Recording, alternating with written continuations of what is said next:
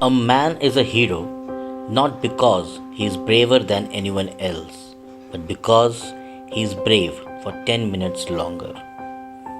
Everyone has a will to win, but very few have the will to prepare to win. There are some defeats more triumphant than victories. Success doesn't mean the absence of failures, it means the attainment of ultimate objectives. It means winning the war, not every battle. In phrases को सुनाने के पीछे मेरा एक मकसद है, एक objective है। वो मकसद, वो ऑब्जेक्टिव मैं आपको थोड़ी देर के बाद बताऊंगा। तब तक के लिए आइए मैं आपको एक कहानी सुनाता हूँ। कहानी अक्षय की। अक्षय एक स्मॉल टाउन बॉय की। अक्षय को क्रिकेट में काफी दिलचस्पी थी। उसके पेरेंट्स ने उसे उसके सिटी के टॉप स्कूल में पढ़ने भेजा था, बट अक्षय को इंटरेस्ट सिर्फ क्रिकेट में था। स्कूल में जब टीचर्स बच्चों से पूछते कि वो क्या बनना चाहते, कोई बोलता पायलट, कोई बोलता इंजीनियर, कोई बोलता डॉक्टर, बट अक्षय बोलता क्रिकेटर। उसके क्रिकेट के इंटरेस्ट को देखते हुए उसके पेरेंट्स ने अक्षय को क्रिकेट के कोचिंग में लगवा दिया। बट अक्षय की किस्मत में एक समस्या थी। उसे जो भी मिलता काफी कठिन परिश्रम करने के बाद मिलता, या बहुत बार उसे वो चीज मिलती भी नहीं थी। जैसा कि मैंने आपको बताया कि अक्षय एक स्मॉल टाउन बॉय था। स्मॉल टाउन प्लेयर्स के लिए क्रिकेट में आगे बढ़ना ऐसे ही मुश्किल था। ऊपर से अक्षय की किस्मत, अक्षय को थायराइड की बीमारी थी। थायराइड की बीमारी जिसमें हार्मोन का इम्बैलेंस थोड़ा बहुत रहता है। डॉक्टर्स ने अक्षय को सजेशन दिया कि बेटा, आप क्रिकेटर बनने का विचार त्याग दीजिए। क्रिकेटर एज एन एम्बिशन आपके लिए उपयुक्त नहीं है, आपके शरीर, आपकी फिजिक के लिए उपयुक्त नहीं है। आप क्रिकेट देखिए, बट क्रिकेटर बनने का सपना छोड़ दीजिए। खैर, जैसा कि उसकी किस्मत थी, अक्षय को क्रिकेटर एज एन एम्बिशन छोड़ना पड़ा। क्रिकेटर तो बन नहीं पाया। पढ़ाई में भी वो नॉर्मल ही था, बट अपनी मेहनत से, लगन से, वो चाहे ग्रेजुएशन हो, इंटरमीडिएट हो, मैट्रिकुलेशन हो, सब जगह फर्स्ट डिवीजन से पास जरूर कर गया। उसे उसकी मेहनत का, लगन का फल मिला। एनीवेज, जैसा कि मैंने आपको बताया, अक्षय को कोई भी चीज आसानी से नहीं मिलती थी। ग्रेजुएशन के बाद उसने टॉप एमबीए इंस्टीट्यूट्स के लिए ट्राई किया। उसने कैट के लिए प्रिपरेशन किया, कैट का एग्जाम भी दिया, बट अक्षय की किस्मत, उसकी हार्डशिप यहां भी आ गई। कैट का एग्जाम का पेपर उस दिन लीक हो गया, इसलिए वो कैट का एग्जाम वापस से रीटेस्ट हुआ। अक्षय ने रीटेस्ट में उतना अच्छा स्कोर नहीं किया जितना उसने पहले किया था, इसलिए उसको टॉप इंस्टीट्यूट से बुलावा तो नहीं आया।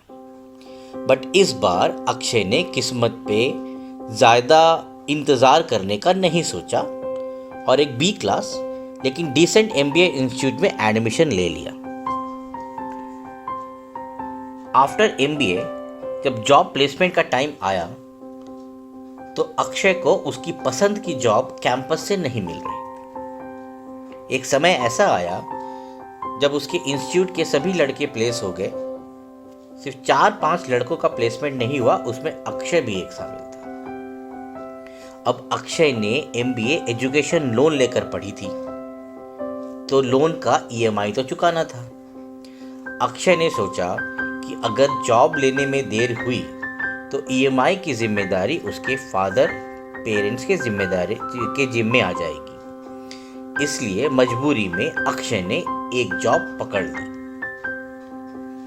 बट इस बार अक्षय डिटरमिन्ड था अपने पसंद की जॉब के लिए। उसने जॉब में रहते हुए भी अपने इंटरेस्ट वाली जॉब का ट्राई करना नहीं छोड़ा। एग्जिस्टिंग जॉब में 1 मंथ ही हुआ था कि अक्षय को उसकी पसंद के 2 कंपनी से ऑफर आ गया।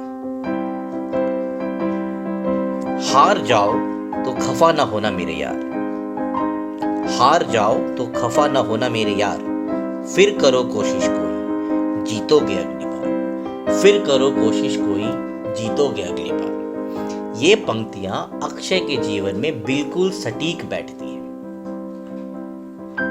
After working for around 8 years, Akshay ने अपना स्टार्टअप शुरू करने का प्लान किया। बट जैसा कि उसके साथ हमेशा होता है, उसका वेंचर ग्रोथ की तरफ नहीं बढ़ पाया। 2-3 साल लगातार मेहनत करने के बावजूद भी अक्षय को वो सफलता नहीं मिली जो उसे उम्मीद थी। अब तो वो मैरिड भी था, इसलिए फैमिली रिस्पॉन्सिबिलिटीज भी उसके सर पर थी। कुछ सर्कमस्टांसेस भी ऐसे आ गए, he had to shut his venture and start looking for job again। फिर से बेचारे की हार्डशिप सामने आई। कंपनीज ने उसके एक्सपीरियंस को इग्नोर किया और उसके करंट सिचुएशन में उसे सैलरी कॉम्प्रोमाइज करने के लिए मजबूर किया। Akshay had to accept this.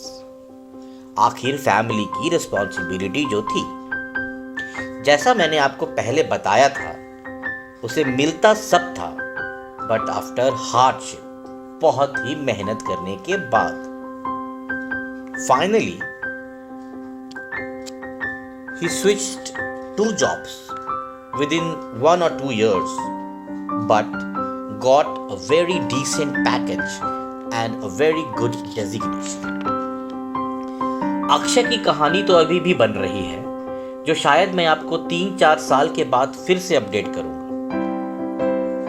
मैं आपसे यह भी जानना चाहता हूं कि आप मुझे बताइए कि अक्षय के जीवन में आगे क्या हुआ होगा, उसके करियर ने क्या मोड़ लिया। मैं जानना चाहता हूं कि आप क्या सोच रहे होंगे अक्षय के बारे में, उसकी मनस्थिति के बारे में। बट मैं आपको यह कहानी क्यों सुना रहा था, मेरा क्या ऑब्जेक्टिव था, मेरा क्या मोटिव था। Most importantly, I wanted to convey through this story is that दुनिया में हर इंसान परेशानो हाल है। दुनिया में हर इंसान परेशानो हाल है। किसी का महीना तो किसी का सालों साल है। दुनिया में हर इंसान परेशानो हाल है, किसी का महीना तो किसी का सालों साल है। देखिए, जीवन में परेशानी अड़चन तो आते रहेंगी। आपको अपने लक्ष्य की तरफ बढ़ते रहना है। You have to be motivated. इसलिए have patience and be optimistic. Understand, no defeat is final until you stop trying.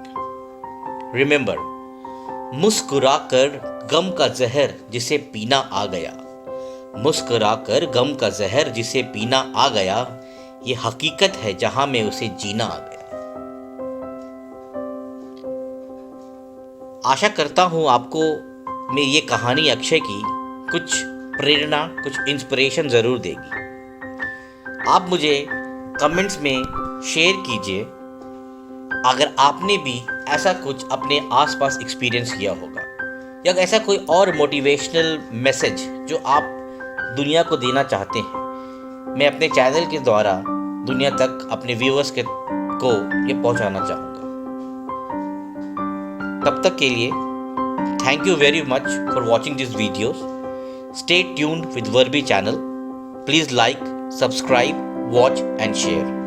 Thank you very much.